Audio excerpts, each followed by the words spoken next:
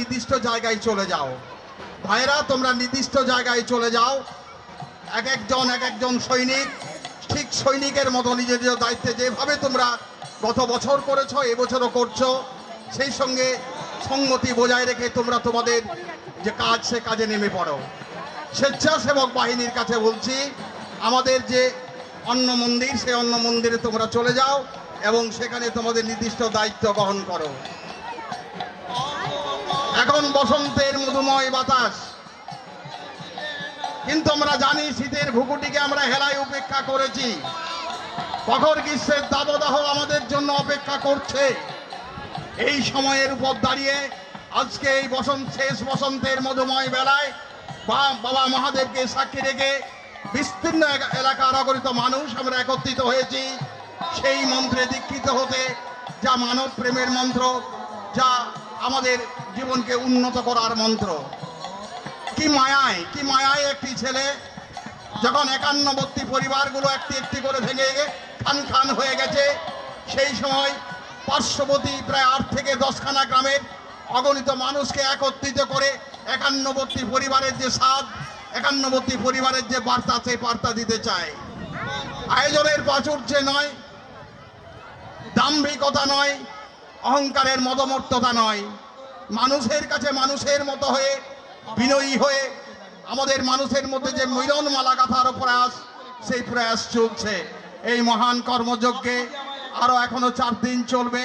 আসুন আমরা একত্রিত হই, আমরা সমবেত হই, মানুষের সঙ্গে মানুষের যে মেলাকে কেন্দ্র করে মিলন মেলা, সেই মেলার মালা গেঁথে আমরা আমাদের বাঁকুড়া জেলার বুকে উপহার দিই এই সুন্দর দ্বীপ।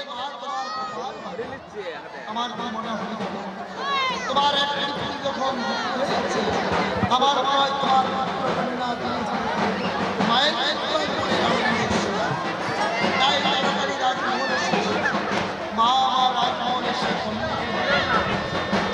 হ্যালো, বাবা শিবের গাজন উপলক্ষে যে 5 দিন ব্যাপী মহাযজ্ঞ অনুষ্ঠান শুরু হয়েছে, আজ তার দ্বিতীয় দিন।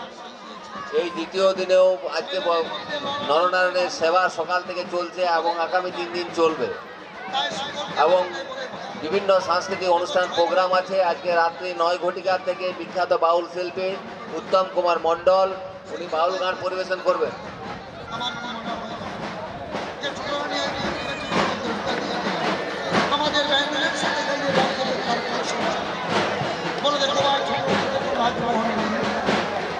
তো এই মহাযজ্ঞ অনুষ্ঠানটিতে ব্যাপক খরচা, আমরা আপনাদের কাছে আশা রাখবো আপনাদের সাধ্য মতন আমাদেরকে সহযোগিতা করবেন, সহযোগিতায় দান দেবেন। এই দান আমাদের কাছে মহাসম্পদ হিসাবে পরিগণিত হবে।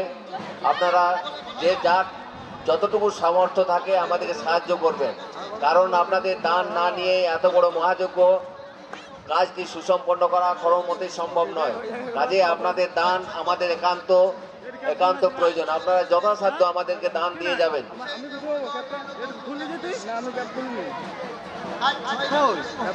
আমার বললে আমার পকেটে যাবে।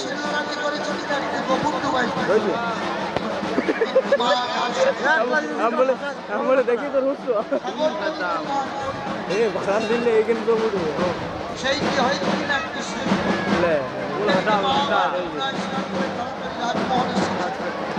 কিন্তু মা যে সেই প্রভুর